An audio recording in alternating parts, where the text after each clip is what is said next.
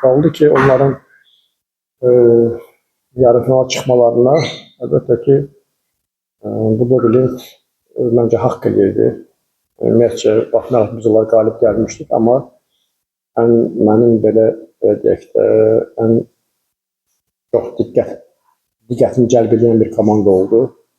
Çünki onların geridəki oyunlarına da baxsaq, ümumiyyətcə adlı sanlı klublara 3 gol, 4 gol, 5 gol, 6 golla belə yəni ümumiyyətcə əlaqəsə öz meydanında. Çox belə özünə xas bir futbol fəlsəfəsi var.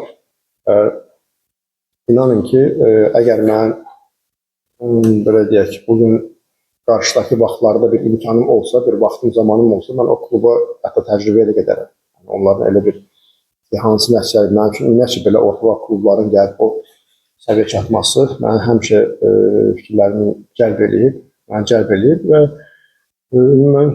məncə haqq eləyirdi. Baxmayaraq indi Tottenham'la düşdü deyəsən, deyil mi? Bəli, hə, Tottenham'la düşdü, onu da qarşılamışıq.